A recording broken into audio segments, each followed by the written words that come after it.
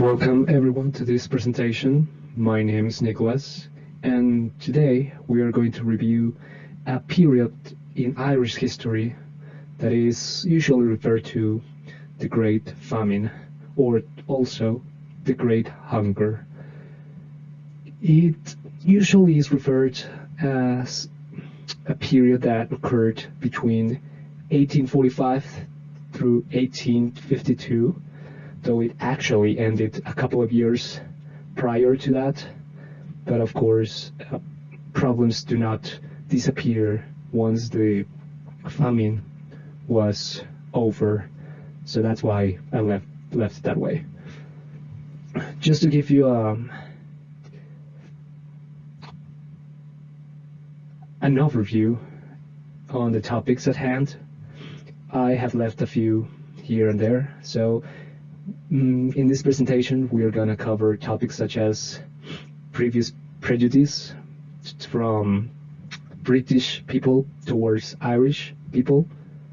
We're also going to review the politics during this period, and as a sort of spoiler, what do we refer to as absentee government? Also, insufficient reliefs.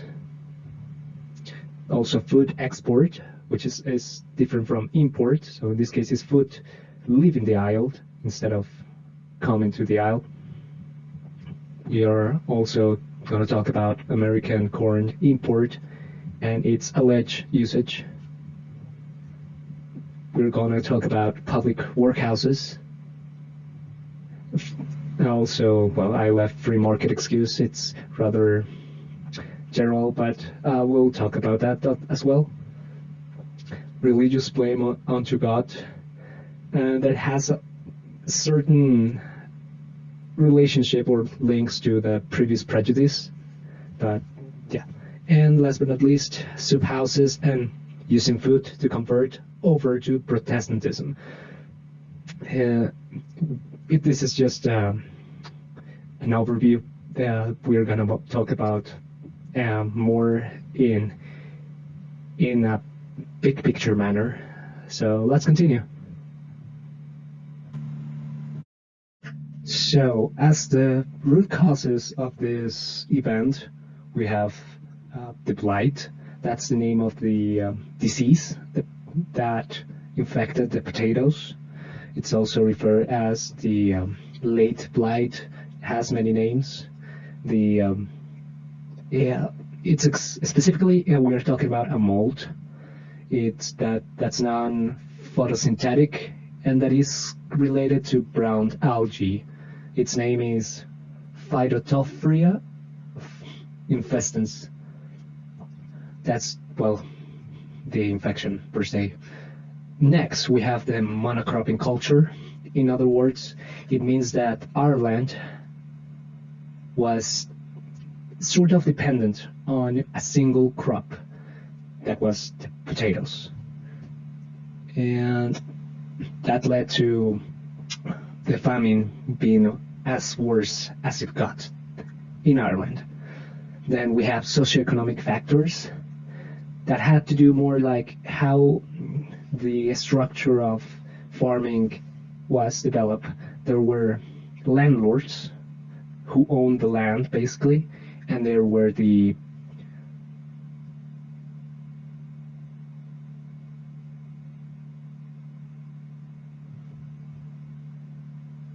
tenants who actually used the land for farming.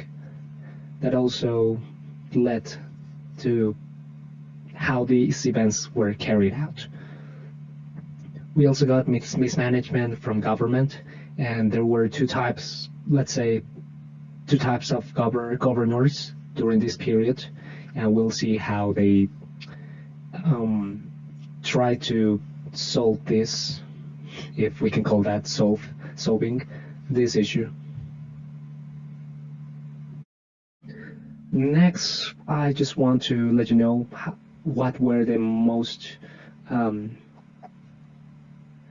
clear impacts at the time when this happened. First is that not only was the Irish population dying from of observation, they were also suffering illnesses such as cholera and typhus as an added in ailment.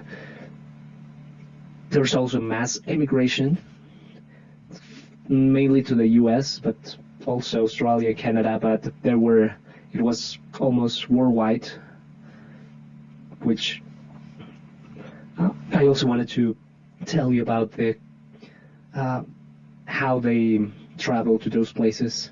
They had to take ships, who then took months to reach their destination, and mostly they lived in such precarious conditions that those means of transport were ultimately called coffin ships because of the really bad conditions that they had. Not only they ran out of supplies, food, but they also got people that got sick and also caused more casualties while people try to seek for a better life. Now let's talk about the people that were in charge. In this case, I would like to refer to them as the British government. For instance, first we had Sir Robert Peel. He was the prime minister on charge during the first years of the famine. Sir Robert Peel was a conservative prime minister, and he took notice of this situation when it began, when the first reports of the blight and the failed potato crops started to arise. He was alarmed, agreeably so, and he also requested an import of Indian maize as a sort of relief for the people that were starting to lack any food. The problem with this Indian maize solution was that it took more than a year to arrive to Ireland, but it also needed specialized machinery in order to be processed and then later be consumed. Because if it weren't processed accordingly, it would cause sort of stomachache, so it wouldn't count as being food that could be consumed at a moment's notice. So Robert Peel also contributed with the project of workhouses, or basically public work, in order to keep employment high and make sure that people were able to afford food, or at least that was the idea. Unfortunately, these workhouses were full eventually, and they were collapsed. They imploded, and they didn't fulfill their purpose. Also, Sir Robert Peel introduced the concept of soup kitchens. That's basically welfare food for people who cannot provide for themselves, which was almost everyone at the time there. But ultimately, this project was also scrapped later in the year. The reason why is because there was a change in management, and then Lord John Russell started being the new Prime Minister of England. This was about 1846, so we're talking about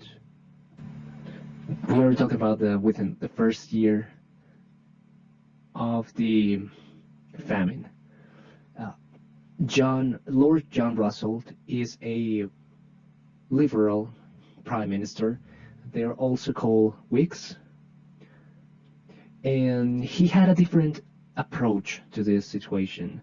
He didn't see this sort of famine as something that would need direct support, but he thought that the free market would balance everything out and provide food for everyone. So basically, leave it as it is, have no intervention, no direct intervention, and see what happens. Um, that caused some relief programs, such as the soup kitchens, to be shut down, as well as the workhouses that were already failing. So not only in the past they had insufficient relief, then later on they had no relief. As expected, this government was criticized for its lack of empathy and support for the Irish people during this time. As additional consequences, uh, landlords would begin to evict their tenants because they couldn't afford to live there anymore. They couldn't pay rent. Now, then since they couldn't grow their own crops, they were evicted eventually. There's no official record of how many people were evicted. Only during the end of the famine, this was began to be recorded, and it was in the 200,000 people. So we can imagine that it was a lot more than this. The families that were evicted during this famine. And as it is, as we can assume, not only assume, as we can conclude as well, this event fueled Irish nationalism due to the mistreatment that they received, and they were, of course, not happy with the British government. There is, as I mentioned at the beginning of the presentation, there is a sort of prejudice from the British towards the Irish, since they lived much more humble lives. They didn't need to have, they didn't feel the need to be as a luxurious life as the British people. So they were often pictured or mocked even as people who didn't work or who didn't want to work. In other words, they thought they were just lazy people, and that also fueled the sentiment from the British to not intervene, because they felt like if they work harder, they could resolve this situation on their own, and that they were just lazy and were expecting to be saved by them, which is not really something that was honest by them. Okay. Also, that's it. And that leaves us with the aftermath of this famine. There is about a 2 million people decline in the Irish population. It is estimated that 1 million people died, and there is as well an estimated of 1 million people who emigrated to Ireland. The numbers are between 1 to even 2 million people who fled the country, which that's really devastating to any single population, and that's going to have its consequences to recover. But at least the famine has ended, right? Well, we'll see about it. This also caused the Irish people to really not forget this time in history, and to remember not to forget their own identity as Irish people, no matter how harsh their conditions were. And that translated in memorials and commemorations. You can walk through the streets of Dublin for instance, and find sculptures of people, uh, depictions of people from that era that were really struggling to survive or to get by.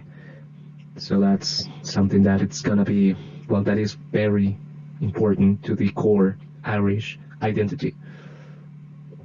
And as it is logical, they became better prepared for when a next famine would appear, or when a next blight, potato blight, would appear, which eventually did happen in the next couple of years, and that resulted in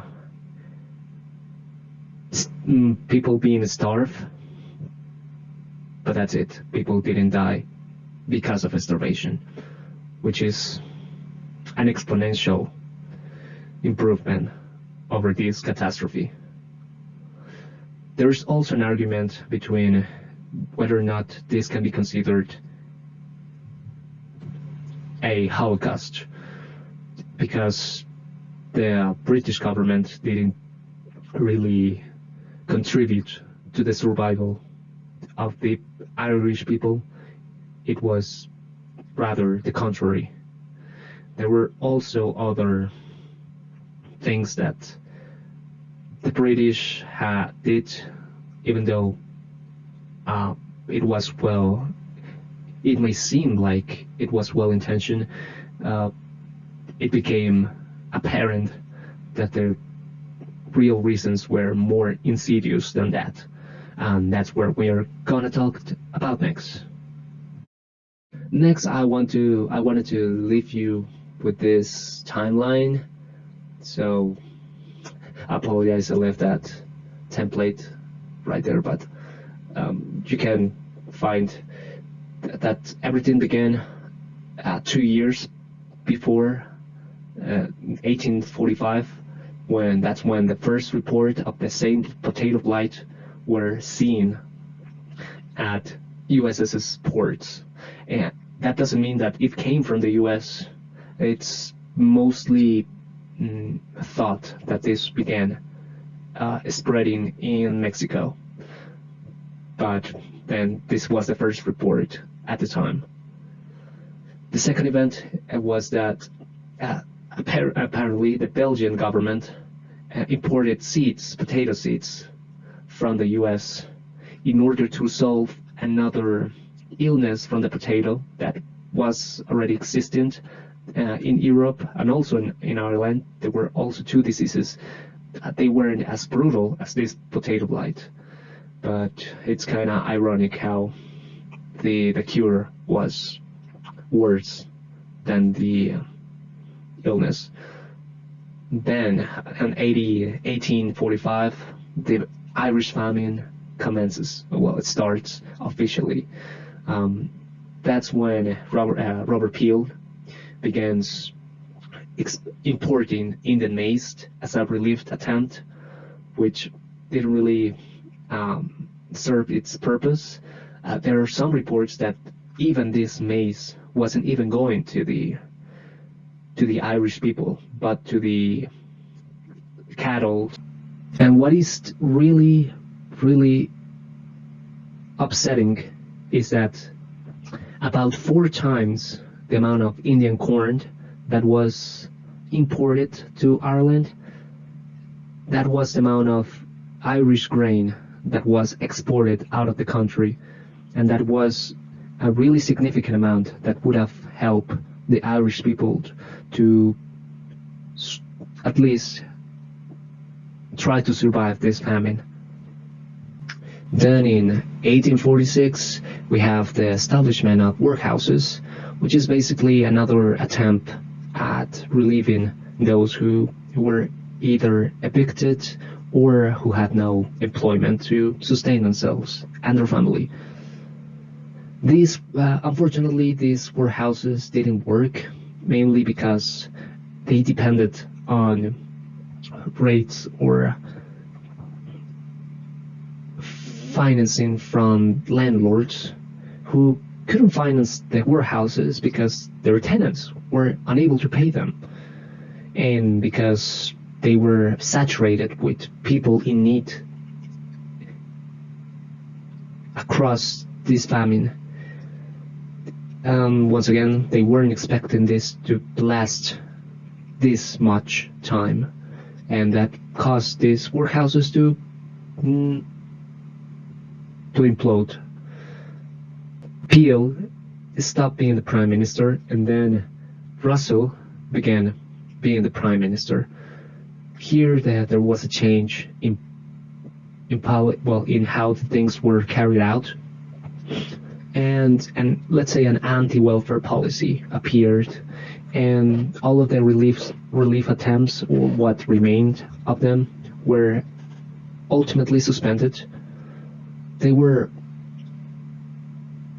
reinstated years later, but it was still insufficient.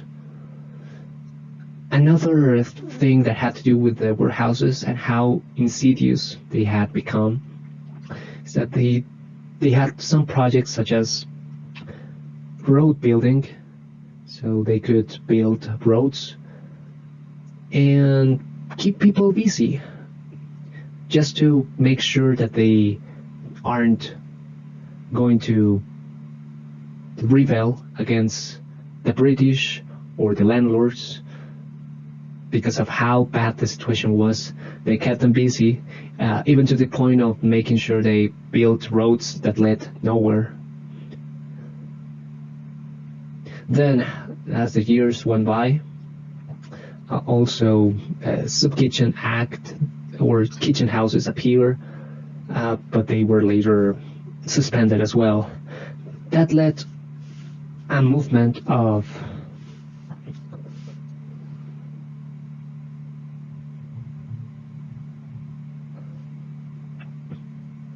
Protestant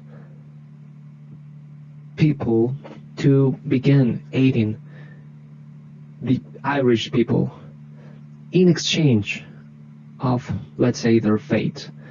We must remember that most of the Irish, if not, well, most Irish were Catholics, and when given that choice, many people decided to convert to Protestantism, just to make sure they do not die of starvation. That had nothing to do with the government, it's just a curiosity. And also, the mass emigration began during 1847. A lot of people left. Many people didn't survive. It is estimated that 1 in 5 people passed away during those travels in those coffin ships. And when we are reaching the end of this period, there were cholera outbreaks and typhus outbreaks that worsened the situation. Not only were people without a home, but they were also struggling with illness and starvation. There was an attempt at uprising, which wasn't successful, and with that, the end of the famine had appeared. Even though it ended, the famine had long-lasting effects in the Irish population.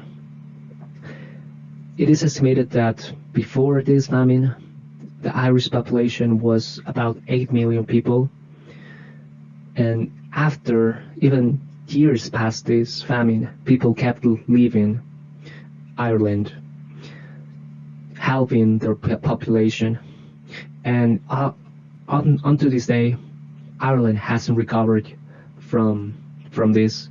What I mean with this is that the Ireland population hasn't reached the same population that it used to have before this famine. That should leave us with a long-lasting consequence of this, and how serious it was, how grave the situation was. I could keep talking about how this had to do with the the English people invading Ireland centuries ago and leaving them with and as a result, Irish people being unable to use the better soil that the British took from them, and they had to make best of the soil that wasn't as fit for agriculture, which also could have worsened the situation, which could also would have helped the population, the Irish population, if they were able to use those resources for their own benefit. Thank you so much for watching my presentation. I hope you have a great one.